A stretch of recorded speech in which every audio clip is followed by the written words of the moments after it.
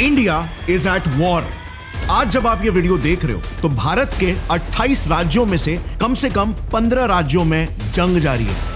8 security forces personnel were killed by Maoists in the jungle area of Kutru in Chhattisgarh. 15 अगस्त 2024 जब पूरा Bharat 77th independence day के celebration में busy था, तब हमारे ही देश का एक राज्य अपने 78th इंडिपेंडेंस डे का जश्न मना रहा था।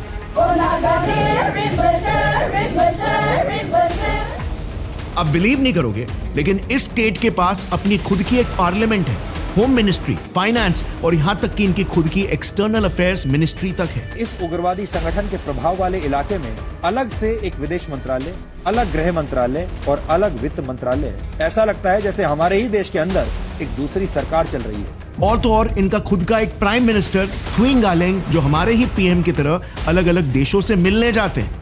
मतलब ये लिटरली इंडिया के ही अंदर अपना खुद का एक अलग देश बना के उसे चला भी रहे। मैप में ये हाईलाइटेड एरिया दिख रहा है, इसे इंडिया का रेड कॉरिडोर कहा जाता है, क्योंकि इन 9 राज्यों के कई इलाकों में आज तक इंडियन गवर्नमेंट नहीं बल्कि विश्व का चौथा सबसे खतरनाक आतंकवादी संगठन राज करता है, इंडियन नक्सल्स।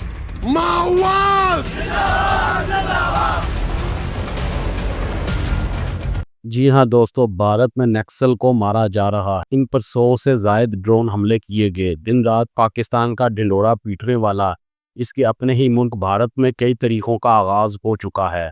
इनके मीडिया चैनल 24 घंटे पाकिस्तान पर गुफ्तगू करते हुए दिखाई देते हैं। पाकिस्तान में कोई मक्खी भी मर जाए तो भारतीय मीडिया की जीनत बन जाती है। भारतीय मीडिया में सिर्फ बलूचिस्तान, खैबर पख्तूनख्वा, BLA, तालिबान, पाकिस्तान की खबरें चल रही होती हैं। इनकी सुबह पाकिस्तान से होती है और शाम भी पाकिस्तान से होती है।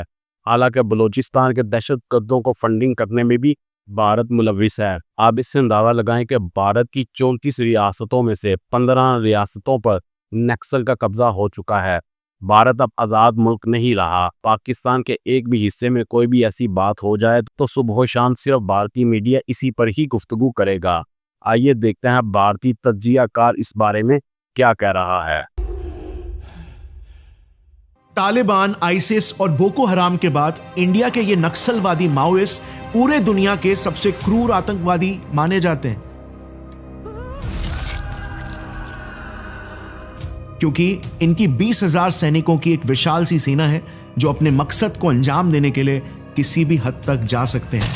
मकसद हिंदुस्तान से लोकतंत्र, डेमोक्रेसी को हटाकर इंडिया को नॉर्थ कोरिया के जैसे एक हार्डकोर कम्युनिस्ट देश बनाना। इंडिया के इसी रेड कॉरिडोर में हजारों ऐसे गांव हैं जो कंप्लीटली नक्सलाइट इन्फेस्टेड है, और इनकी पूरी दुनिया ही हमसे इतनी अलग है कि आपको विश्वास नहीं होगा कि ये गांव वाकई में इंडिया के है। गवर्नमेंट ऑफिशियल्स, इंडियन आर्मी और यहां तक कि उन गांवों के लोकल लोगों में अपना खौफ फैलाने के लिए ये नक्सलवादी लोग एक्सट्रीमली इनह्यूमेन तरीकों का इस्तेमाल करते हैं, जैसे अपने दुश्मनों को जिंदा जला देना, पब्लिकली उनका सिर काट देना और उसे रिकॉर्ड करना, लोगों को भीड़ के सामने 3rd डिग्री टॉर्चर देकर उन्हें तड़पा तड़पा कर मारना, और सबसे खौफनाक, मर्डर करने के बाद उनकी लाशों को गांव के चौराहों में, पुलिस स्टेशंस के बाहर या फिर यूं ही पेड़ों पर लटका देना, ताकि पूरे इलाके में इन कॉमरेड्स की दहशत फैल जाए और कोई फिर इनके राज को दोबारा से चुनौती देने के बारे में सोचे तक नहीं। इन नक्सलियों के नियम कायदे भी बहुत ही क्रूर होते हैं। हर गांव में हर एक परिवार को एक बच्चा नक्सलवाद को कुर्बान करना होता है। वो जबरदस्ती उसे बचपन में ही अपने बेरहम दुनिया से वाकिफ कराते हैं, ताकि बड़ा होने के बाद वो बच्चा दूसरों पर तो छोड़ो, अपने ही खुद के परिवार पर भी जुल्म करने से कतराए नहीं। This innocent Rajveer Kherwar, surrounded by security personnel, is one among those who were forcibly abducted by the Naxals and thrown in to join the Naxal ranks. जाहिर है भारत के संविधान, कायदे, कानून कुछ भी नहीं मानते ये लोग। इनके खुद के अपने जन अदालत होते हैं, यानी कि पीपल्स कोर्ट, जहां पर ये कानून को बनाने से लेकर सजा सुनाकर पब्लिकली एग्जीक्यूट करने तक सारा का सारा काम भारी जनता के सामने ही करते हैं। माओवादियों की कार्यशैली, उनका अपना संविधान, उनका अपना कानून है। माओवादी जब भी किसी का अपहरण करते हैं तो उसे जन अदालत में सजा दी जाती है। इनके गांवों में इनकी खुद की अपनी ही एक पैरेलल गवर्नमेंट चलती है, जिसमें इनका नेशनल फ्लैग, नेशनल सॉन्ग और यहाँ तक कि नेशनल डे, सब कुछ हमारे देश से एकदम अलग पैरेलली बनाया जाता है। रास्ता एक ही रास्ता Naxalbari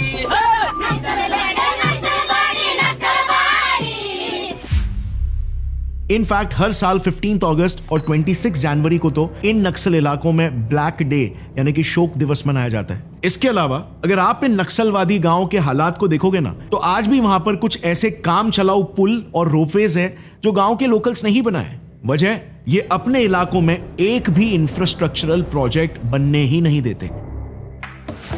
government roads, hospital, schools, India के ये माओइस्ट सब कुछ तबाह कर देते। इनफैक्ट लोगों को गवर्नमेंट की कोई स्कीम इस्तेमाल करने पर या फिर इवन वोट देने के लिए भी ये बहुत ही क्रूर सजा सुनाते हैं, जैसे उंगली काट देना या फिर भरी सभा में उन्हें खूब पीटना। अब सोचो, इन्होंने तो छत्तीसगढ़ के सिटिंग होम मिनिस्टर से लेकर साउथ के बड़े बड़े एक्टर्स तक को अगवा करके, किडनैप करके उन पर अटैक्स करवाए, तो फिर गांव के बेचारे लोकल्स क्या ही चीज है।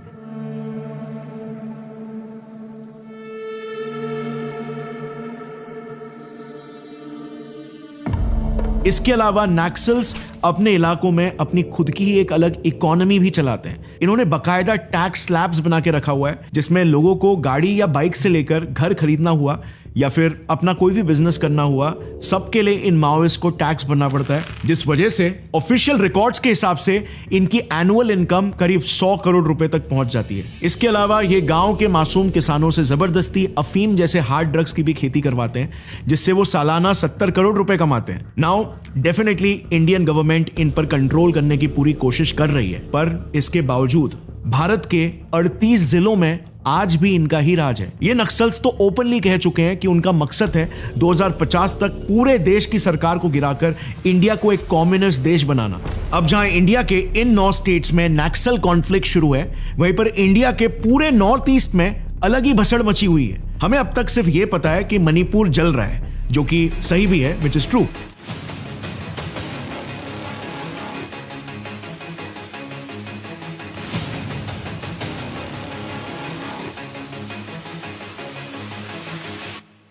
लेकिन मणिपुर के अलावा भी नॉर्थ ईस्ट में एक ऐसा स्टेट है जो इंडिया में होकर भी अपने आप को इंडिया से आजाद बताता है।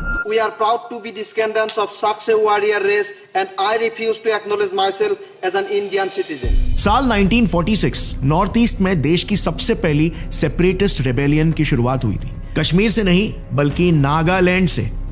AZ फीजो नाम के एक नागा लीडर थे, जिन्होंने ब्रिटिशर्स के सामने नागालैंड को इंडिया से अलग एक सेपरेट देश बनाने की मांग रखी थी, लेकिन जाहिर है उनकी मांग कबूल ही नहीं हुई और इसीलिए फिर फीजो ने national socialist council of Nagaland NSCN नाम की एक आतंकवादी संगठन को जन्म दिया, जिसका आज तक सिर्फ एक ही मकसद है, अरुणाचल प्रदेश, मणिपुर, आसाम और पूरे नागालैंड से इन हिस्सों को अलग करके एक नया देश बनाना, कॉल्ड ग्रेटर नागालिम।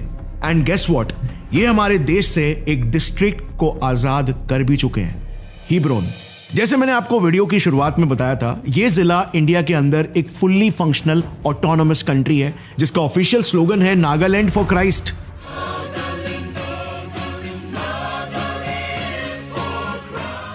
इनकी अपनी पार्लियामेंट है, जिसको वो टाटर होहो बुलाते हैं। फिर इनके गवर्नमेंट की खुद की होम, एक्सटर्नल अफेयर्स और फाइनेंस मिनिस्ट्री तक है।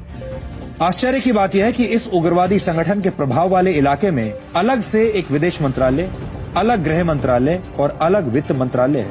ऐसा लगता है जैसे हमारे ही देश के अंदर एक दूसरी सरकार चल रही है। इसमें इनके सो कॉल्ड पीएम किसी बड़े देश के पीएम जैसे ही ट्रैवल भी करते हैं। इसके अलावा इस देश की अपनी खुद की एक काफी मॉडर्न और वेल इक्विप्ड 15,000 सोल्जर्स की आर्मी भी है, जिसमें एक एक्सक्लूसिव फीमेल बटालियन तक है। Can you believe it?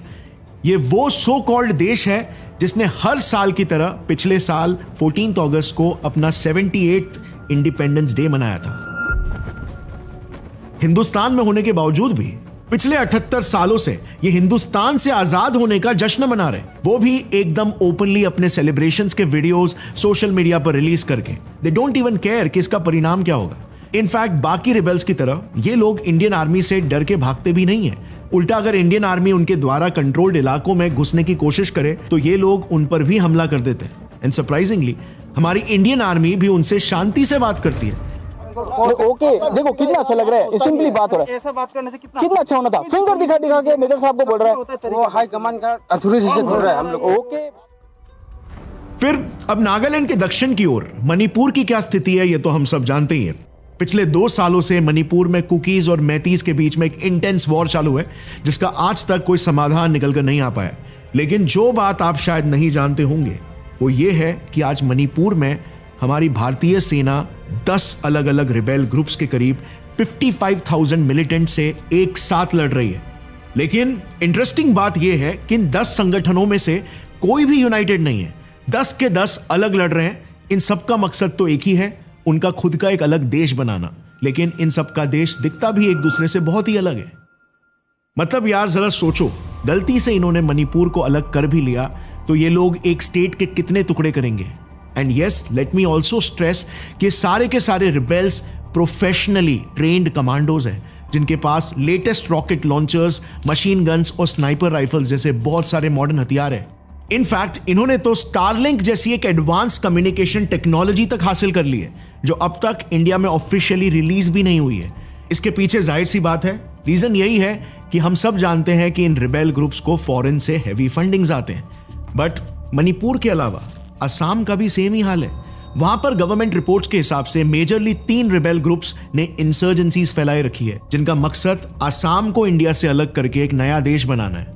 रही बात अरुणाचल प्रदेश की, तो वहां पर तो फिलहाल कोई मेजर सेपरेटिस्ट मूवमेंट नहीं है, लेकिन ये स्टेट नागालिम यानी नागास के फैलाए इंसर्जेंसीज का शिकार होते रहता है। ओवरऑल देखें तो गवर्नमेंट डेटा के हिसाब से 40% असम, 60% मणिपुर, 10% अरुणाचल प्रदेश और 50% नागालैंड मिलिटेंसी इन्फेस्टेड रीजन्स है।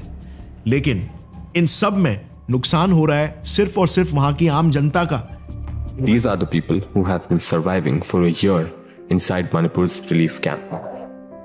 बोलता है भाई एक बार घर दिखाओ, घर तो है नहीं, सब जला दिया वो लोग ने।